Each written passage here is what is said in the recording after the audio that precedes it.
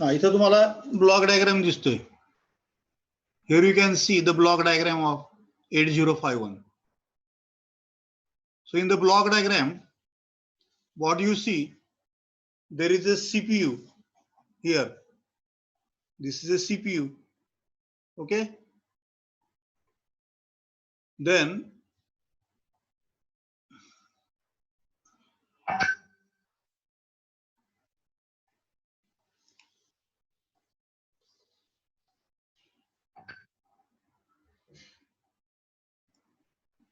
I'll just make use of this particular feature available. So this CPU here you can see. Okay. This CPU is nothing but your microprocessor.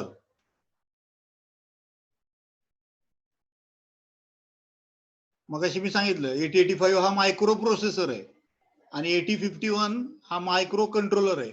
परंतु micro controller हा micro processor पण असतोच, no doubt. फक्त त्यामध्ये काय केलेलं आहे, बाकीचे फीचर्स त्याच्यामध्ये टाकलेले आहेत एकाच चिप मध्ये, म्हणून त्याला आपण मायक्रो कंट्रोलर म्हटलेलं आहे. So microcontroller basically it is a microprocessor, no doubt it is a microprocessor. फक्त what is the difference?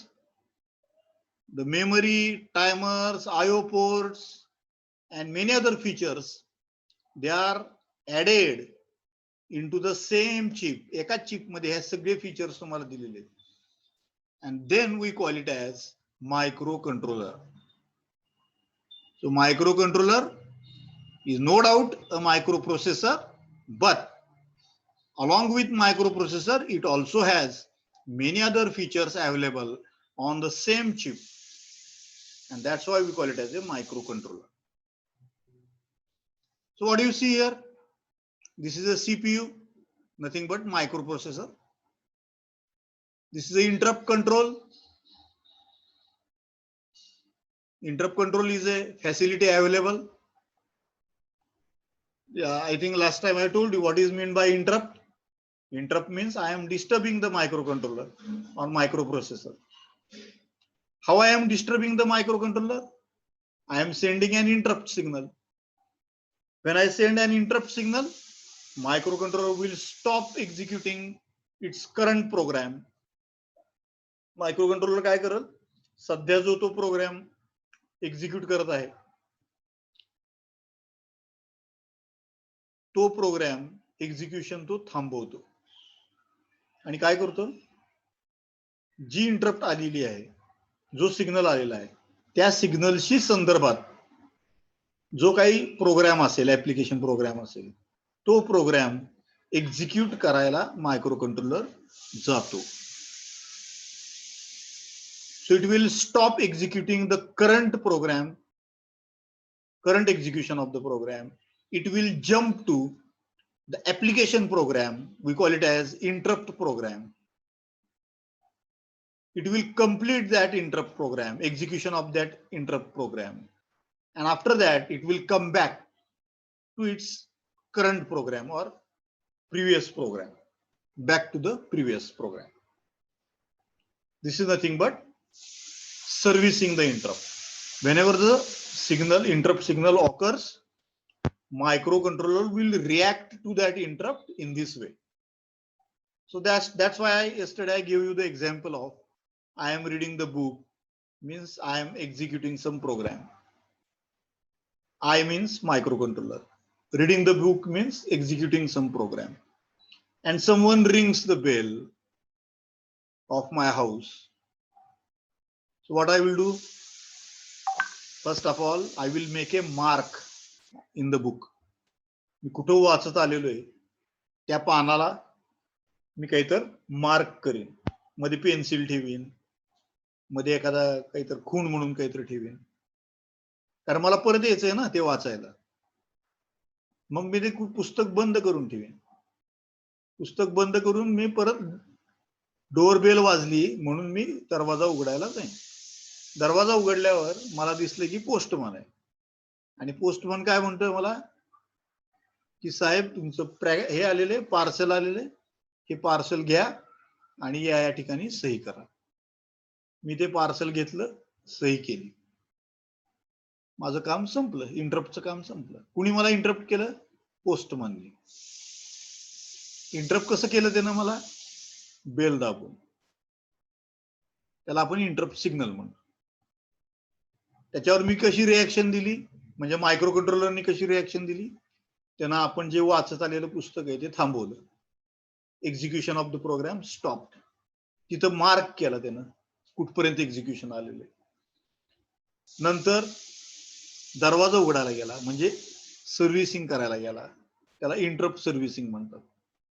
Interrupt servicing करायला गेला याचा अर्थ जी इंटरप्ट सांगते आपल्याला की असं असं करा, मला पोस्टमन सांगतोय की हे पार्सल घ्या, इथं सही करा, त्याप्रमाणे मी काम केलं, त्याला इंटरप्ट सर्व्हिस प्रोग्राम म्हणायचं. आणि नंतर मी परत दरवाजा लावला, बंद केला आणि परत पुस्तक उघडून माझं काम वाचायचं चालू केलं. ओके, त्याला म्हणायचं इंटरप्ट. तर दोन प्रकारचे इंटरप्ट्स आहेत मायक्रो कंट्रोलर मध्ये. Two types of interrupts are there. One is external interrupts and some are internal interrupts. Some interrupts are external interrupts, some interrupts are internal interrupts. तुम्ही म्हणताल हे काय भानगड आहे अजून, इंटरनल इंटरप्ट आणि एक्सटर्नल इंटरप्ट? इंटरनल म्हणजे आपल्याला माहिती, मायक्रो कंट्रोलरच्या आतमध्ये चिपमध्ये, एकाच चिपमध्ये टायमर्स पण आहेत, सिरियल पोर्ट पण आहे, करेक्ट? तर हे टायमर्स, सिरियल पोर्ट्स हे सुद्धा इंटरप्ट जनरेट करू शकतात मायक्रो कंट्रोलरसाठी. आता टायमर्स आणि सिरियल पोर्ट हे मायक्रो कंट्रोलरच्या चिप मध्ये असल्यामुळे त्या इंटरप्ट्सना मी इंटरनल इंटरप्ट असं नाव दिलं. Okay. whereas external interrupt means external device is giving me an interrupt signal. External device म्हणजे चिप मध्ये नसलेलं, बाहेरनं जोडलेलं. समजा मी फर्नेस कंट्रोल करतोय, फर्नेस बाहेर असणार ना कंट्रोलरच्या, तर ते फर्नेस मला सिग्नल पाठवतं की टेम्परेचर एवढं झालंय बाबा, 500 डिग्रीला पोहोचलंय, लवकरात लवकर बंद करा, नाहीतर फर्नेस ब्लास्ट होऊ शकतो. करेक्ट?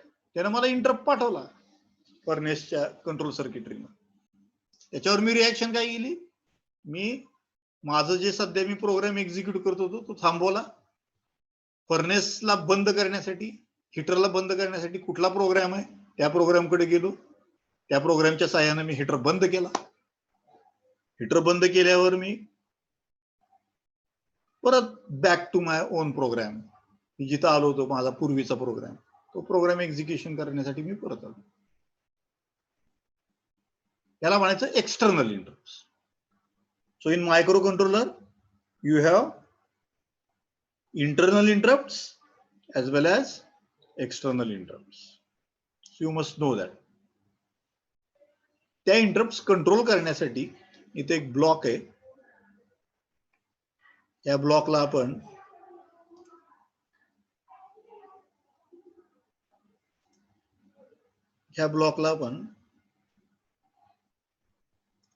इंटरप्ट कंट्रोल ब्लॉक म्हटलं. ओके, हा ब्लॉक तुमच्या इंटरप्ट्स कंट्रोल करतो, इंटरनल इंटरप्ट आणि एक्सटर्नल इंटरप्ट कुठल्याही असू दे. इथे तुम्हाला हे एरो दिसतात, हे दोन एरो म्हणजे एक्सटर्नल इंटरप्ट्स, आणि हे इकडचे 3 एरो दिसतात, हे 3 म्हणजे इंटरनल इंटरप्ट्स. अशा वेगवेगळ्या प्रकारचे इंटरप्ट कंट्रोलर मध्ये आहे. Okay, then you also need oscillator circuit. This is your oscillator circuit.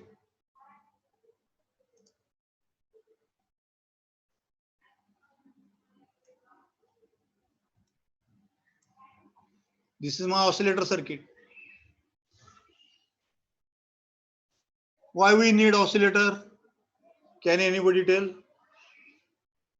आपल्याला ऑसिलेटर कशाला लागतो मायक्रो प्रोसेसर मध्ये किंवा मायक्रो कंट्रोलर मध्ये? त्याला आपण क्रिस्टल ऑसिलेटर म्हटलेलं आहे. कशासाठी लागतो crystal oscillator? Can you tail?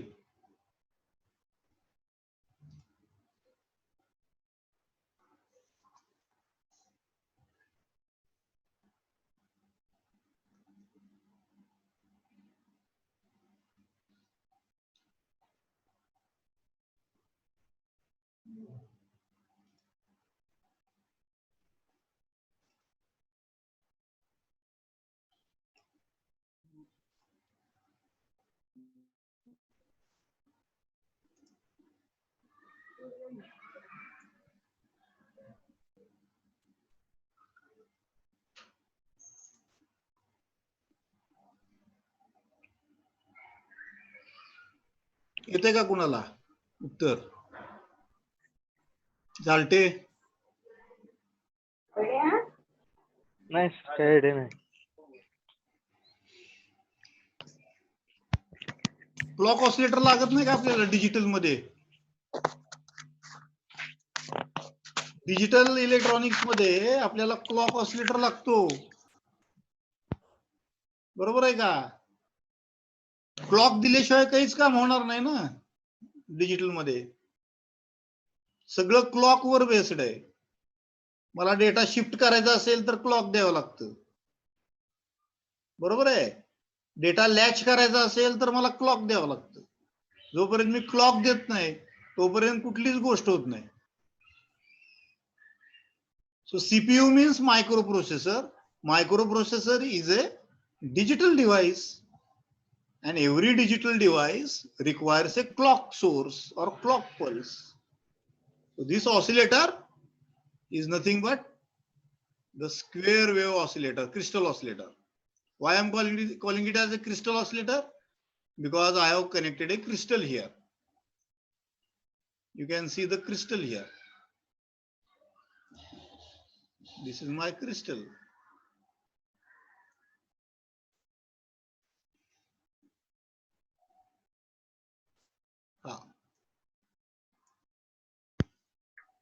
This is my crystal. Piezoelectric crystal I am using. Last year you had one chapter on oscillators, and there was a concept called as crystal oscillator. What is the difference between our simple oscillator and crystal oscillator? In simple oscillators, we have two types: RC oscillator, resistance capacitance oscillator, and second is LC oscillator, that is inductance capacitance oscillator. RC मध्ये दोन प्रकार आहेत आपल्याला माहिती: phase shift oscillator, wine bridge oscillator. In LC oscillators, we have two types: Hartley oscillator and Colpitts oscillator. But other than RC or LC oscillators, we have one more type of oscillator, and that is called as the crystal oscillator. What is the advantage of crystal oscillator? The advantage of crystal oscillator is that the frequency of the crystal oscillator is very, very stable. Suppose I am using a piezoelectric crystal of 1 megahertz. 1 megahertz means how many hertz? 1 into 10 raised to 6 hertz. Correct? एकावर 6 शून्य. एकावर 6 शून्य इतके hertz. So if I am using a crystal of 1 megahertz, then that oscillator using 1 megahertz crystal will generate exactly 1 megahertz signal. It will generate exactly 1 megahertz signal. तुम्ही म्हणताल मग LC पण आहे ना, आरसी पण आहेत, हे सुद्धा जनरेट करू शकतात 1 मेगाहर्ट्ज सिग्नल. तर नाही करू शकत? करू शकतात, no doubt. They can also generate 1 megahertz signal. But the problem is that the frequency will not be highly stable. त्यांची फ्रिक्वेन्सी एलसी ऑसिलेटरची फ्रिक्वेन्सी स्टेबल नसणार आहे, सारखी फ्लक्च्युएट होणार frequency. What is the reason? Because we are using inductance and capacitance in the circuit, and we know that inductance value varies with the magnetic field around it. Inductance ची value कशावर dependent आहे? त्याच्या around जे magnetic field आहे त्याच्यावर dependent आहे. आणि आपल्याला माहिती आहे हवेमध्ये तर खूप इलेक्ट्रोमॅग्नेटिक वेव्हज आहेत, आणि त्या इलेक्ट्रोमॅग्नेटिक वेव्ह सारखे येऊन धडकणार त्या इंडक्टरवर, त्याच्यामुळे त्याची व्हॅल्यू सारखी फ्लक्च्युएट होणार. इंडक्टन्सची व्हॅल्यू फ्लक्च्युएट झाली की फ्रिक्वेन्सीची व्हॅल्यू फ्लक्च्युएट होणार. करेक्ट? मग त्याला स्टेबल करण्यासाठी आपण काय करतो?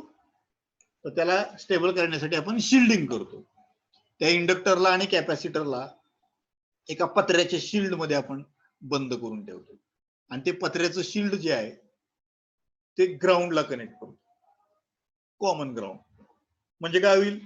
जे काही इलेक्ट्रोमॅग्नेटिक वेव्हज असतील त्या सगळ्या पत्र्यावर येऊन धडकणार. त्या वेव्हज काय करणार? सगळ्या पत्र्यावर येऊन धडकणार. आणि पत्रा कुठं कनेक्ट केलेला आहे? आपण ग्राउंडला कनेक्ट केलेला आहे. त्याच्यामुळे सगळ्या वेव्हज, बाहेरच्या आलेल्या वेव्ह ज्या आहेत इलेक्ट्रोमॅग्नेटिक वेव्हज, त्या धडकून कुठे जाणार? ग्राउंडला जाणार. इंडक्टर पर्यंत पोहोचणार का? नाही. That is called as the shielding.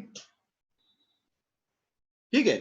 तरी सुद्धा कधी कधी काय होतं, पॉवर सप्लाय मधनं सुद्धा नॉईज एंटर होतो, इलेक्ट्रोमॅग्नेटिक नॉईज एंटर होतो, आणि पॉवर सप्लाय मधनं तो परत इंडक्टर मध्ये येऊ शकतो, कॅपॅसिटर मध्ये येऊ शकतो, कॅपॅसिटर मध्ये थोडंसं फ्लक्च्युएशन होऊ शकतं. त्याच्यामुळे आपण म्हणतो की they are not stable oscillators.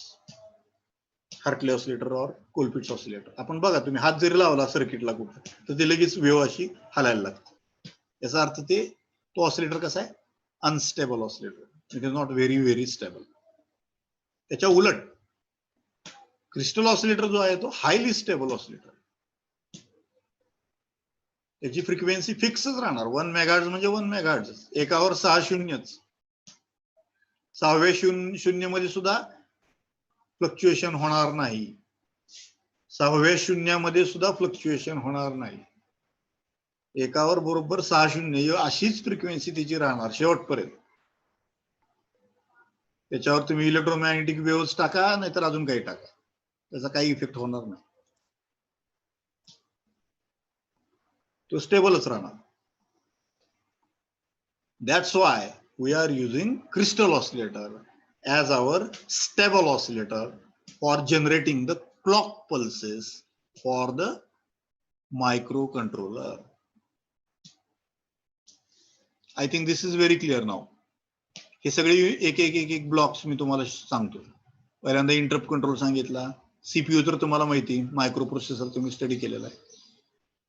Oscillator सांगितलं तुम्हाला, ऑसिलेटर मधला क्रिस्टल सांगितला. Then we have ROM memory. Here you can see. This is the ROM memory. This is the block diagram of 8051 Intel Corporation 8051 microcontroller. So 8051 has internal 4 kilobytes ROM memory. 4 kilobytes means exactly 4096 bytes. That is equivalent to 4 kilobytes. 1 kilobyte means 1024, 1024. त्याला आपण approximately 1 kilobyte म्हणतो. 2048 त्या double, त्याला आपण 2 किलोबाईट्स म्हणतो. आणि 4096 4096 याला आपण 4 किलोबाईट्स म्हणतो. एक्झॅक्टली जर बाईट्स विचारल्या तर 4096 आणि अप्रॉक्सिमेट जर विचारलं तर 4 kilobytes. That you must know. Okay, it has internal 4 kilobytes memory. It also has RAM memory. How much RAM memory is there? Only 128 bytes. Kilobyte नहीं है, फक्त bytes. ROM memory किती? 4096, 4096 bytes. त्याला आपण 4 किलोबाईट म्हटले. आणि इथे किती? फक्त 128 bytes, 128 bytes of the RAM memory is there. Okay, all these are memories are internal memory to the microcontroller. Here you can see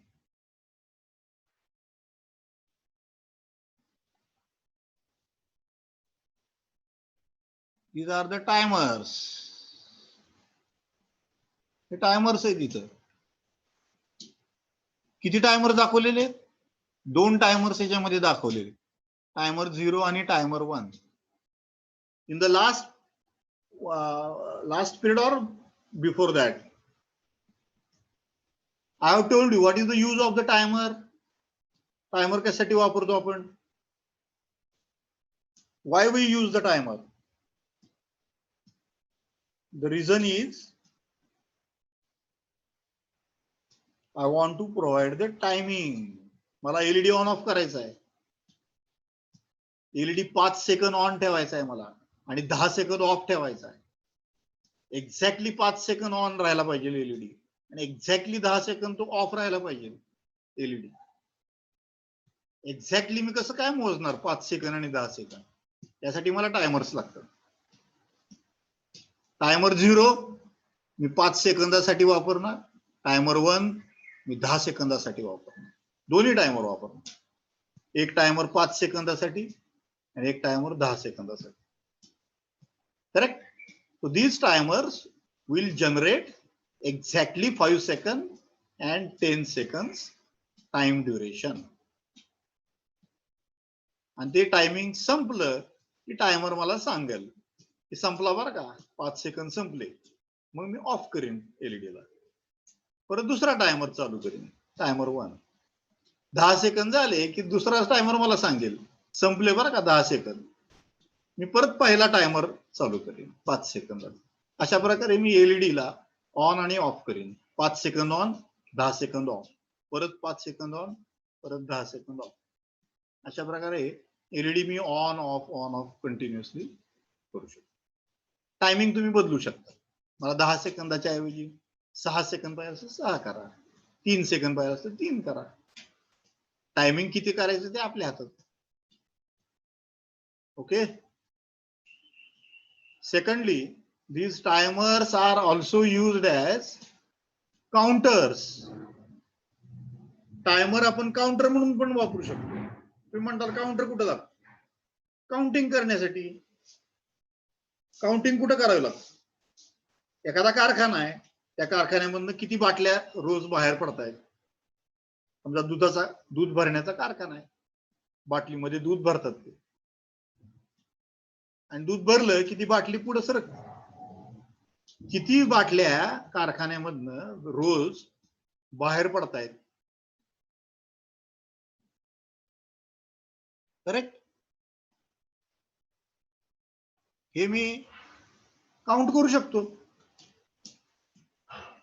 त्यासाठी हे टायमरचं मी काउंटर म्हणून वापरू शकतो. त्याला बाहेरनं पल्स देईन. एक बाटली गेली की एक पल्स मिळेल कंट्रोलरला. एक पल्स मिळाली की टायमर माझा काउंटर तो एक न पुढे सरकेल. दुसरी बाटली सरकली पुढे, दुसरी पल्स मिळेल. त्या क्लॉक पल्सेस आहेत. दुसरी पल्स मिळाली की माझा काउंटर अजून एक न पुढे सर. अशा प्रकारे जेवढ्या बाटल्या पास होतील तेवढ्या पल्सेस जनरेट होतील आणि जेवढ्या पल्सेस जनरेट होतील तेवढ्यानं काउंटर पुढे सरकेल.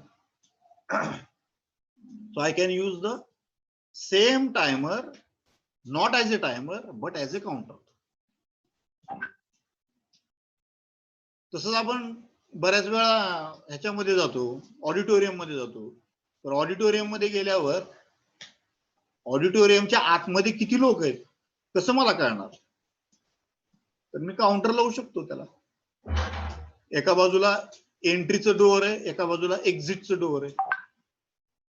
किती माणसं आतमध्ये गेले, एक माणूस आत गेला की काउंटर एक न पुढे सरकतो, दुसरा माणूस आत गेला की काउंटर अजून एक न पुढे सरकतो. अशा प्रकारे जेवढे माणसं आतमध्ये एंटर होतील हॉलमध्ये तेवढ्या पल्सेस जनरेट होणार, तेवढा काउंटर पुढे सरकणार. जेवढे माणसं हॉलमधनं बाहेर पडतील एखादे दुसरे, आपल्याला माहिती मध्येच काही जण उठून जातात, ते उठून गेला की एक पल्स कमी होणार, काउंटर डिक्रिमेंट होणार. आणि मी एक्झॅक्टली सांगू शकतो की त्या हॉलमध्ये सध्या किती लोक आहेत. ओके, एक ऍप्लिकेशन मी सांगितलं. असे अनेक ऍप्लिकेशन्स आहेत जिथं तुम्ही काउंटर्स वापरू शकता. Okay, now here you can see there is a bus control. हा बस कंट्रोल म्हणजे काय? तर हा कंट्रोल सिग्नल जनरेट करतो. मगाशी मी सांगितलं दोनच प्रकारचे कंट्रोल सिग्नल्स आहेत, एक रीड कंट्रोल सिग्नल आणि एक राईट कंट्रोल सिग्नल. जर मला डेटा रीड करायचा असेल बाहेरून तर me read control signal generate करतो. जर मला डेटा राईट करायचा असेल इंटरनली सुद्धा, बाहेरूनच असं नाही, कारण आता मेमरी तर आतमध्येच आहे कंट्रोलर मध्ये, तर आपल्याला आतल्या आत जरी डेटा रीड करायचा असेल किंवा राईट करायचा असेल, रॅम मध्ये काही डेटा राईट करायचा आहे मला, रॉम मधला काही डेटा मला रीड करायचा आहे, तर हे कंट्रोल सिग्नल जनरेट होणार. ठीक आहे, त्याला आपण रीड राईट कंट्रोल सिग्नल्स असं नाव देऊ. So this is one more block. Then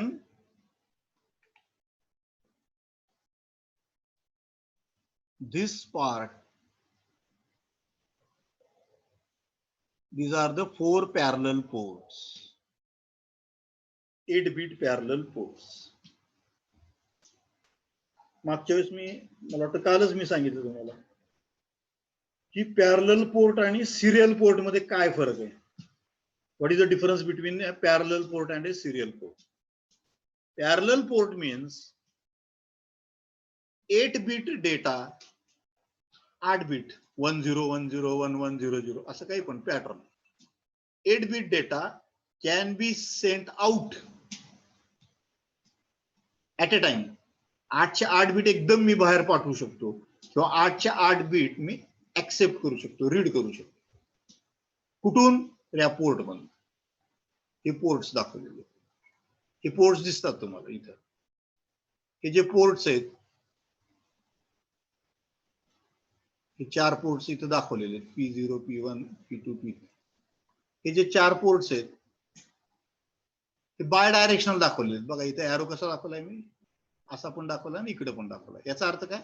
data आतमध्ये येऊ पण शकतो आणि डेटा बाहेर जाऊ पण शकतो. So they are bidirectional ports. आणि प्रत्येक port P0, P1, P2, P3, all these ports are 8-bit ports. All these ports are 8-bit port. म्हणजे प्रत्येक पोर्ट मधनं 8 बीट बाहेर पडू शकतात किंवा 8 बीट आतमध्ये घेतले जाऊ शकतात. म्हणजे टोटली पोर्ट्स किती बिट्स झाले? सगळे मिळून 32 bit, 32 bit IO ports, input output ports. And last part is the serial communication part.